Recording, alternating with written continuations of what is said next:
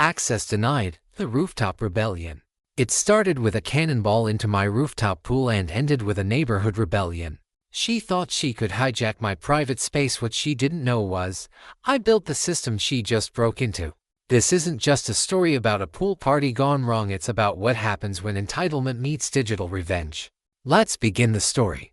It started with a splash.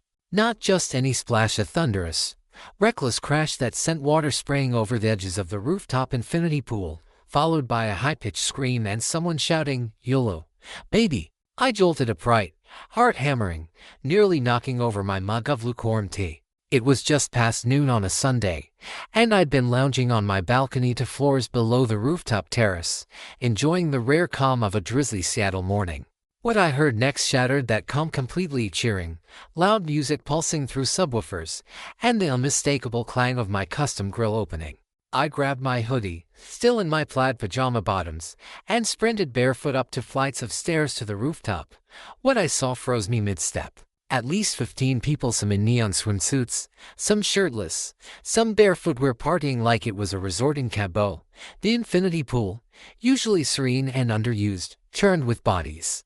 Wet footprints smeared the wooden deck. Folding chairs were overturned, snack wrappers skittered in the breeze, and someone had plugged a Bluetooth speaker into my reserved outlet, blasting a remix of Shots at full volume.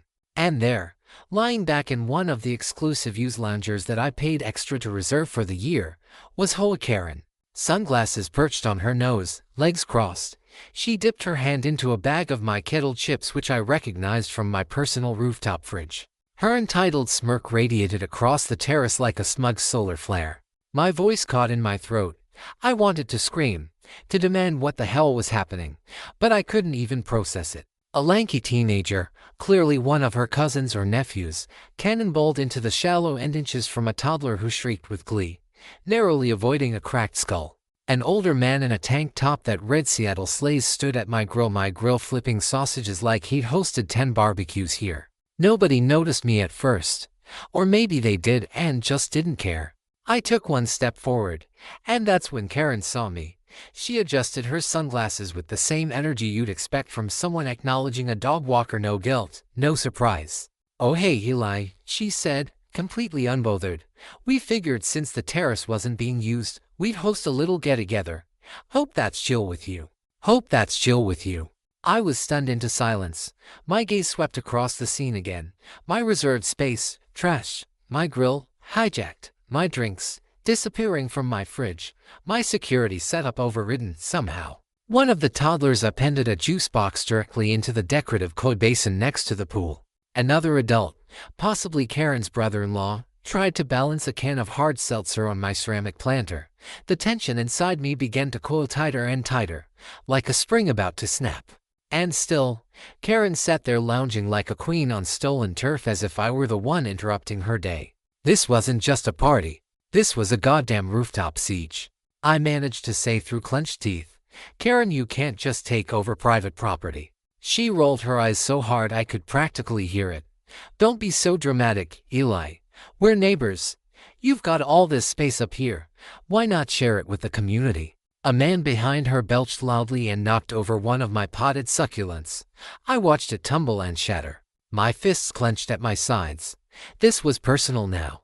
The boundaries I had built, physical, digital, and emotional, had just been cannonballed into by an army led by a woman who treated courtesy like it was optional. What she didn't know, what none of them knew, was that I had designed the security infrastructure for this building, every access point, every camera, every override protocol. And standing there in my soaked pajama pants, staring down Karen's chaotic rooftop takeover, I realized something. This wasn't over. This was the opening move. I didn't move for a full 30 seconds after Karen's dismissive "why not share it" pierced there like a passive-aggressive dart. It wasn't the first time she'd crossed a line, but this was the first time she'd demolished the entire fence. I took a deep breath. "Karen, you're not allowed up here. This rooftop space is part of my lease agreement. Private use, exclusive rights. You didn't ask. You didn't even knock." She stood up slowly, brushing Dorito dust off my custom cushion like it somehow offended her. "Eli, don't act like you're the victim. I mean, come on, half the time this rooftop's empty. You hoard it like it's a museum. Some of us believe in community, you know. Sharing is caring. My pulse thudded in my ears. Sharing is caring. This woman had turned my terrace into a war zone and had the audacity to moralize about sharing. I opened my mouth to reply, but she was already pacing her trademark power strut, arms swinging like she was leading a board meeting instead of looting someone's property. And let's not forget, she said, raising her voice so the rest of her freeloading posse could hear, we all pay HOA dues. So technically, this entire building is a shared resource. Laughter from the pool. Someone shouted, Amen, Karen. I looked around at the wreckage, juice boxes floating in the koi basin, burger grease dripping onto the deck planks. My speaker dragged across the floor, its cord frayed. Wet towels sprawled like crime scene markers. I didn't even remember blinking, but now there were 3 dogs on the terrace, none of which I recognized, one of them already lifting its leg on my reserved chaise. My jaw clenched so tight I thought I might crack a molar. This wasn't a misunderstanding. This was a calculated maneuver. Because Karen didn't see boundaries. She saw suggestions. She didn't request access. She assumed ownership. And if you questioned her, you were the bad guy, the gatekeeper, the Grinch who hated fun. This wasn't the first time she'd pulled something like this. Just 2 weeks ago, she blocked off 3 loading zone spots with traffic cones she swiped from maintenance, claiming she had family coming in from out of town. Another time, she let her golden retriever off leash in the hallway and laughed when it darted into my apartment while I was working. I documented it all, quietly, methodically, because I learned long ago that when someone like Karen is involved, proof is everything. She returned to her lounge chair like a woman settling back into her throne. You never told me I couldn't come up here, she said with a fake shrug. I mean, how was I supposed to know? I actually laughed. Karen, it's locked. You bypassed a locked system. Well, she said, gesturing vaguely toward the keypad. It wasn't that locked. That's when it hit me. She'd somehow hacked the access, or convinced someone to give her the master code, and the fact that she felt entitled to use it told me everything I needed to know. She believed the building existed for her convenience, that her wants superseded everyone else's boundaries. A kid yelled from the pool, Hey Karen, we're out of juice. Without missing a beat, she called back, check the little fridge behind the grill, baby. My fridge. I stepped forward, voice low and even. Karen, get everyone out. Now, before I call building security. Her head tilted, shades gleaming. You're seriously going to escalate this? Over a terrace? No, I said, heart now pounding in my chest. Over everything. This is theft. Trespass.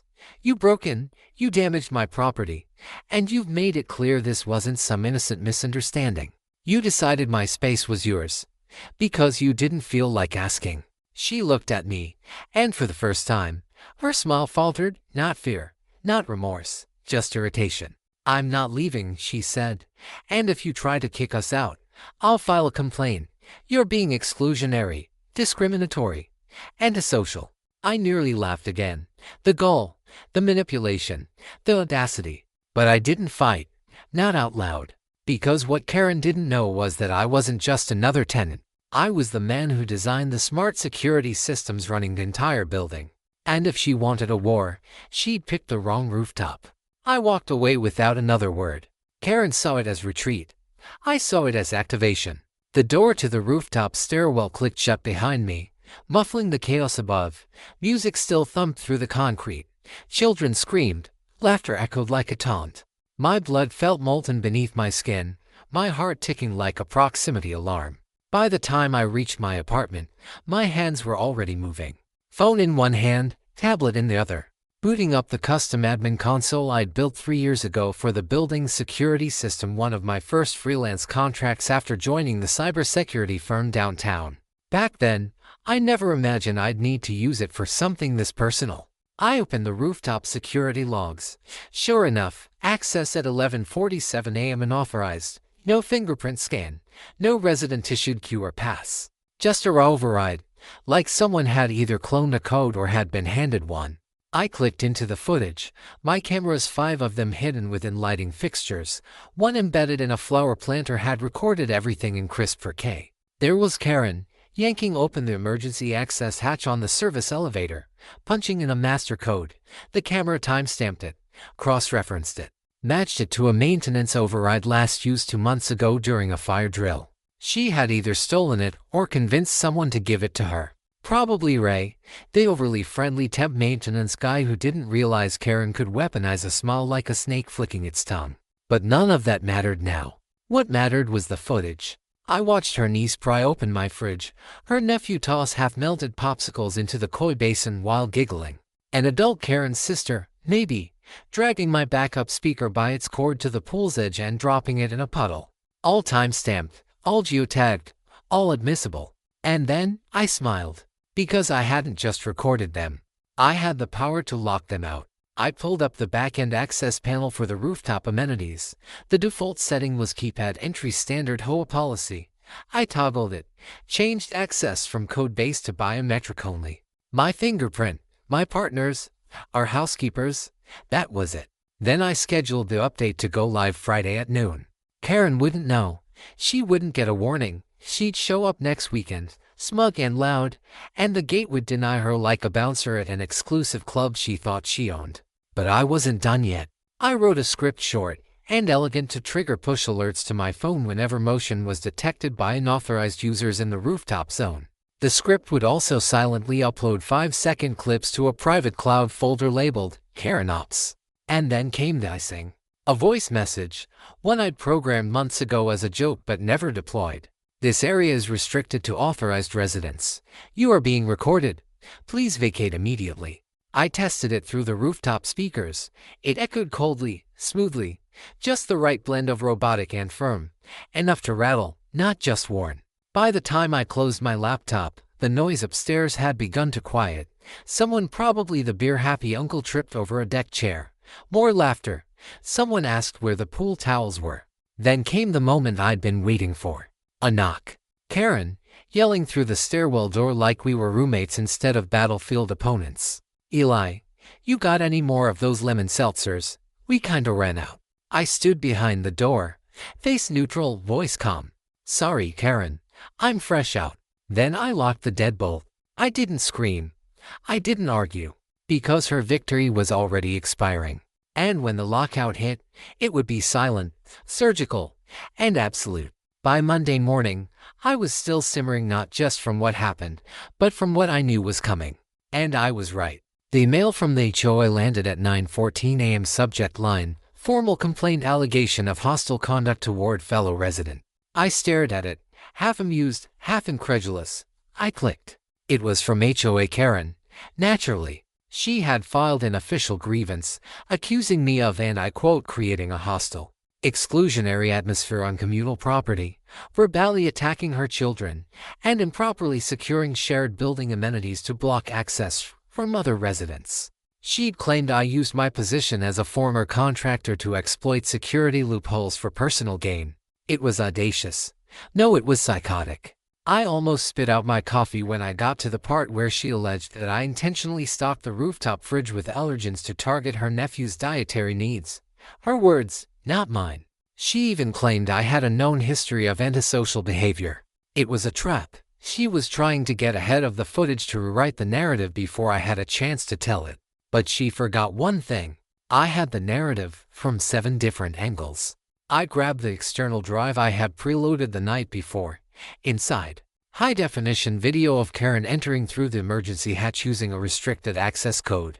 Audio of her saying, "We figured since the terrace wasn't being used." Footage of her sister dropping lit cigarette butts into a planter full of dried mulch. Kids stomping on the rooftop garden beds. Her uncle trying to open the maintenance closet door with a screwdriver. I also included a short voice memo I'd clipped from my security feed.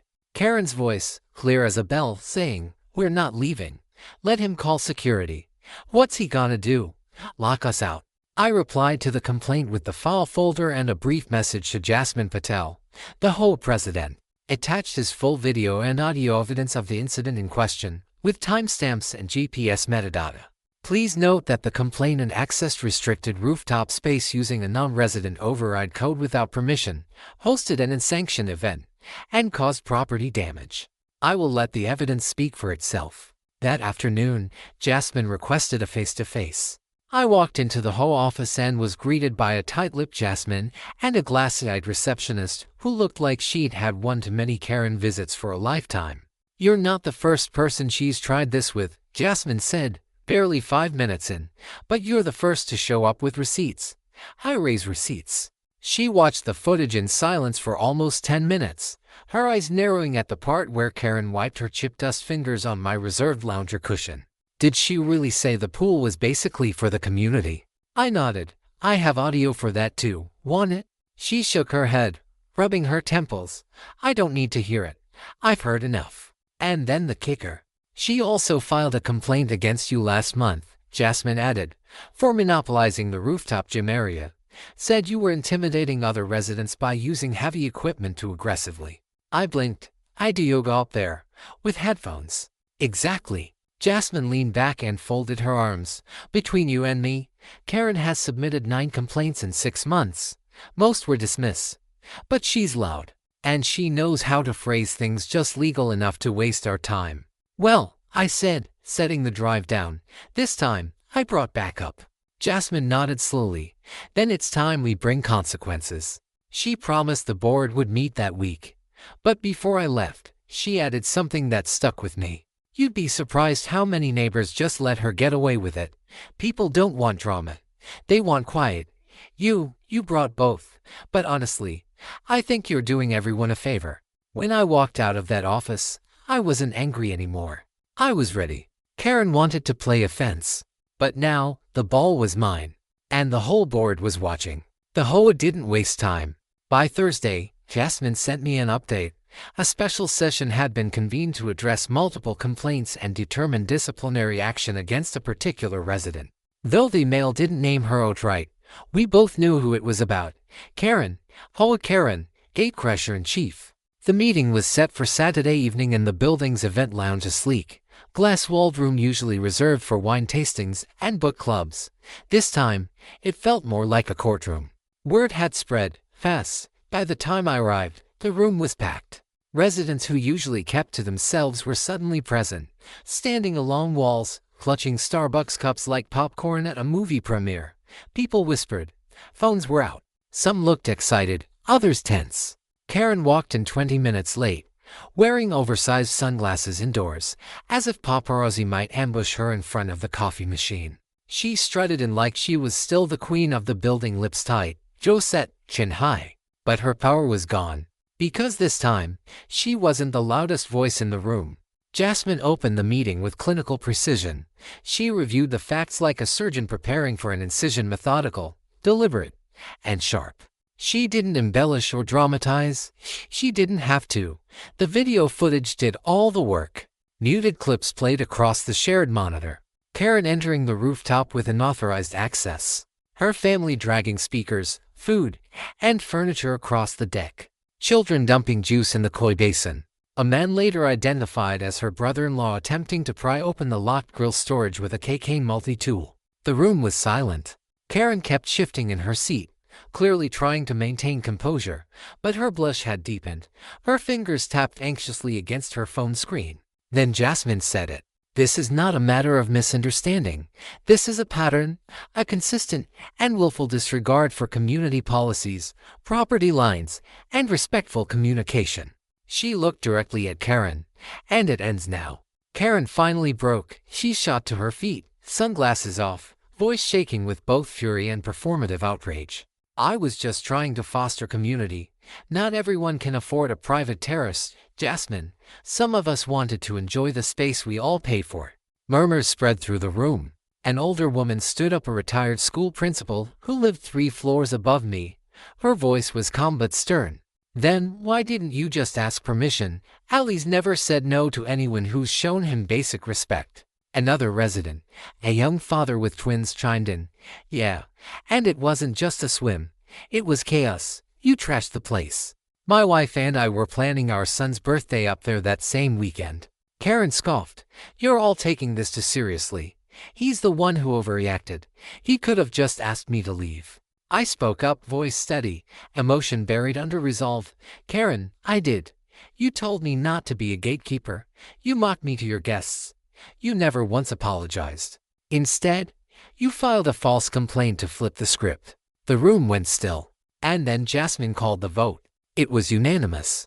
Karen's access to all community amenities, rooftop pool, gym, lounge, garden spaces was revoked for 6 months. She was also fined for property damage, including the koi basin cleaning and speaker repair. And lastly, a formal written warning was issued for submitting a fraudulent HOA complaint with a clear close. One more infraction, and her HOA membership could be temporarily suspended entirely. That one hit her like a slap. Karen turned crimson. She mumbled something about legal action and bias, but nobody moved. Nobody argued. Nobody clapped either. Because the show was over, and Karen had lost. She stormed out without another word, heels clicking against the marble tile like the last sound of a crumbling empire. After she left, something strange happened. People talked. Like, really talked. A woman I'd only nodded to in the hallway approached to thank me. A couple who'd always seemed aloof offered to bring over pastries. Even Jasmine pulled me aside and said, "You didn't just set a boundary, Eli. You set a precedent." And I realized then that Karen's reign of passive-aggressive terror had ended not in flames, but in exposed footage and community exhaustion. She'd burned too many bridges. And now, no one was building her a new one. For about a week after the sanctions, it was quiet. Too quiet. No ranting emails in the community forum. No stomping footsteps echoing through the stairwell. No complaints about energy hoarders or grill monopolizers. Karen had gone dark, which for someone like her wasn't peace. It was calculation. And I knew it. People like Karen don't let things go. They wait. They plot. They fantasize about revenge while smiling to your face. And sure enough, her silence wasn't surrender. It was the sound of a match being struck in the shadows. It was Thursday night, nearly midnight, when my phone buzzed.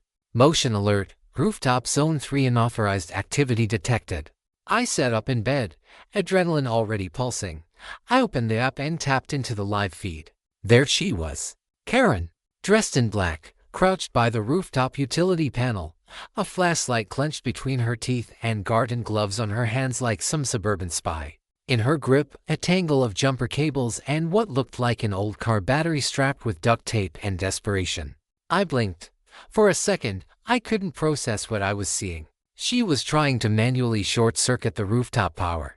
I watched her trace the backup wire along the side panel I had installed myself years ago, the one that connected the lighting rig and the biometric lock. She thought if she could cut the power, she could force the lock open. What she didn't know, because she never bothered to ask, never read the policies, never imagined someone might be smarter than her, was that I'd upgraded the system last year. Solar backup, battery fail-safe, internal locking that didn't disengage even if the entire grid collapsed. But I'd added a little something extra, too.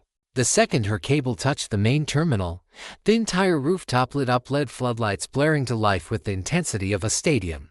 An automated voice boomed through the silent night. "Security breach detected. Footage is being recorded. Please step away from the property." Karen froze, caught mid-act like a raccoon with its paw in the trash. Her eyes went wide. She scrambled to yank the cable back, dropping the flashlight in the process. The camera caught every second, her panicked breath fogging up the lens of her sunglasses, the moment she kicked over the battery, the moment she tripped on her own bootless and smacked her elbow on the maintenance box. She bolted. I watched her shadow flee across the rooftop, battery still clutched under one arm like she'd just robbed a solar panel. I didn't even move, didn't say a word. I just hit save. By 8 a.m., the footage was already packaged and sent to Jasmine with the subject line, "Karen final attempt caught in 4K." Her reply came 30 minutes later. "Thank you, Eli. Forwarding to Officer Dumas and HOA Legal. This is no longer just a policy violation. It's criminal." By lunchtime, there were 2 officers knocking on Karen's door. They didn't arrest her, not yet, but they handed her a formal citation for trespassing, attempted vandalism, and violating an active HOA disciplinary ruling. They also warned her that any further incidents would result in immediate arrest. Karen, of course, tried to play it cool, claimed she was retrieving a lost item, and got turned around in the dark, but the cops had already seen the footage. They didn't buy it. They didn't smile. They just handed her the notice and walked away. That might have been the end of it if she had a drop of self-awareness. But 3 days later, she tried again. This time, she showed up dressed like a delivery driver. I saw her on my motion feed, full cap, oversized sunglasses, ponytail tucked under a cheap orange vest that probably came from a discount Halloween aisle. She even had a clipboard. She rattled the rooftop gate, trying to fake confusion, looked around, peeked behind the planters, then shuffled off like a badly written sitcom character. It would have been hilarious if it weren't so unhinged. That night, I compiled the footage and sent it to Jasmine again. Subject line: Karen's Greatest Hits Bonus Edition. She didn't even reply with words, just an emoji, followed by a forwarded to Officer Dumas. By the end of the week, Karen was officially served with a restraining notice. If she came within 10 feet of my rooftop space, she'd be arrested on site. The next day, a maintenance crew came and installed a second camera on the elevator hatch. Karen never touched the rooftop again. But by now, it didn't matter. Her legend had overtaken her life. No one talked to her. No one invited her to events. Parents pulled their kids away when she passed. Even Linda, her former gossip comrade from floor 5B, stopped responding to her texts. Karen wasn't just Karen anymore. She was a cautionary tale. She was Rooftop Karen. It was strange how quiet things became after Karen vanished from rooftop life. Not quiet in the lonely sense, but quiet in the way a room feels after someone stops yelling. A collective exhale. A reset. No more pounding footsteps above my apartment at odd hours. No passive-aggressive notes on the elevator corkboard about certain residents hogging amenities. No blaring Bluetooth speakers crackling with club music at 9 a.m. on a Sunday. Just quiet. Then something even stranger started happening. People began to talk. Not just nod in the hallway or mumble hello in the parking garage, but really talk. It started small. Mrs. Choi from 3D dropped off a container of homemade dumplings with a note that said, "Thanks for standing up for the rest of us." Nate and Trina, the couple with twin toddlers, offered to help clean the rooftop garden I'd started restoring. Even Tom, the silent guy from 2A who always wore headphones and barely made eye contact, stopped me at the mailboxes and said, "Hey, you did the right thing." It felt surreal. For so long, Karen had dominated the social current of our building like a storm cloud. Her entitlement didn't just affect her targets, it corroded the atmosphere. People had learned to tiptoe, to comply, to shrug and say it's not worth it just to avoid the next round of drama. But now that the storm had passed, something had shifted. Unity, respect, boundaries. It was like the entire complex had been holding its breath and finally exhaled. Jasmine took the momentum and ran with it. She organized a special HOA session titled, "Respecting Community Spaces, a Reset." The message was clear without ever naming Karen. I agreed to speak briefly, not because I wanted attention, I'd had enough, but because I knew the weight of silence. When I stood in front of those 30 or so residents, I kept it simple. This isn't about keeping people out. It's about being invited in, about protecting peace so that everyone can enjoy it. No one should be forced to hand over their space just to avoid a scene. Boundaries are how we live together, not what keeps us apart. There were nods, a few murmurs of agreement, and then applause, quiet, but real. Afterward, a few people came up to me with their own stories. Times Karen had berated them for reserving the grill too many weekends in a row, or asked invasive questions about who was on their guest list. Someone admitted she once accused their teen daughter of gatekeeping because she didn't want to share her birthday cake with Karen's grandkids. It was like floodgates opened. And as stories spilled, so did relief. Because finally, they weren't alone. That following weekend, I hosted something simple, just a small rooftop gathering with the people who'd stood by me during the chaos. Jasmine came. So did the young couple from 5F, the ones who had once been too nervous to even RSVP to building events. Trina brought homemade lemonade, and someone else fired up the grill. No beer cans balancing on diving boards. No children tossing juice boxes into fountains. Just calm voices, clinking glasses, and the soft hum of a playlist everyone could agree on. At one point, I noticed someone had left a small note taped discreetly to the rooftop door. "Karen-free zone. Peace earned, not borrowed." I left it up, because that's what the rooftop had become again, earned peace. Not enforced, not policed, just understood. And weirdly, we had Karen to thank for it. Not because of what she gave, but because of what she took and how, in reclaiming it, We all came together. A few days later, Jasmine dropped off a framed photo, a group shot from that night. Everyone smiling, arms around shoulders, with the rooftop city skyline behind us. She pointed to the plaque I'd mounted under the gate keypad. Burned into the wood, it read. Entry earned through respect, not assumption. She tapped the frame and smiled. Looks like it worked. And for the first time in months, I truly believed it had. It ended the way all sagas should, not with a final explosion, but with a slow, awkward vanishing. About a week after the community reset meeting, I noticed a moving truck idling in front of Karen's building. At first, I didn't think much of it. Residents came and went often. But then came the unmistakable pattern: furniture wrapped in plastic, boxes labeled seasonal, and a red duffel bag I'd seen Karen lug around like a badge of chaos. She didn't say goodbye. No final rant on the community forum. No door-to-door apology. Not even a passive-aggressive farewell email with a subject line like lessons in leadership. Just movers, a few tense glances from behind drawn curtains, and Karen herself slipping out the lobby doors in oversized sunglasses and an ill-fitting trench coat. She climbed into the passenger seat of a beat-up silver SUV, clutching her phone like it might still save her from the life she'd burned down. And just like that, she was gone. Rumors floated through the building afterward that the HOA had threatened civil action if she continued violating terms. That her sister Lisa, who'd quietly messaged me weeks prior to apologize, had finally convinced her to sell the condo and leave Seattle altogether. Others said she was planning a fresh start in a different complex with fewer cameras and less uptight neighbors. Honestly, I didn't care. She was no longer my problem. Her old unit sat empty for a few weeks before a young couple moved in, Marcus and Janelle. Friendly, respectful, the kind of people who knocked first, RSVP'd to events, and actually offered to help clean after using shared spaces. A reboot in every way. But the deeper change wasn't just in occupancy. It was in atmosphere. The building felt lighter. Kids played without parents glancing nervously toward Karen's unit. Neighbors began chatting by the mailbox, planning spontaneous potlucks, even setting up a shared herb garden on the rooftop, something that never would have survived in the Karen era. The terrace, once a war zone, was now a sanctuary again. The koi basin was clean, the grill shined, and the only music playing was from approved playlists on low-volume Bluetooth speakers that didn't rattle the skyline. That fall, Jasmine arranged for a community photo, a panoramic rooftop shot under golden evening light. Everyone smiling, laughing. Someone held up a sign that said, "Peace lives here." That photo now hangs in the lobby. But the most meaningful marker, the small wooden plaque I'd mounted just below the new biometric scanner on the rooftop gate. Entry earned through respect, not assumption. No one ever asked me to take it down.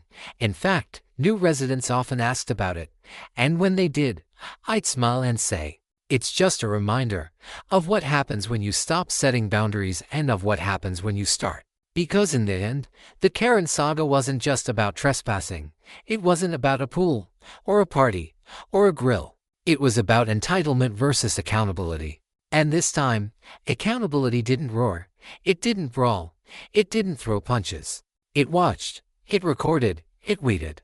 And when the time came, it pushed back cleanly, calmly, and permanently. Karen thought she could storm a rooftop and own it. Instead, she helped build the walls that finally kept people like her out. She was a wrecking ball that accidentally taught us all how to rebuild.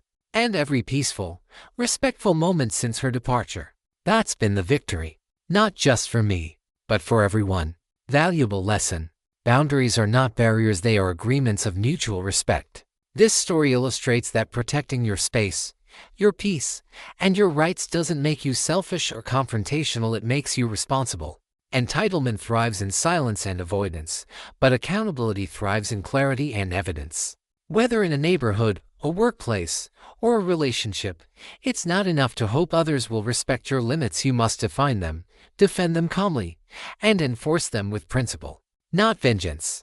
In the end, setting firm boundaries isn't about exclusion. It's about creating an environment where respect is the rule, not the exception.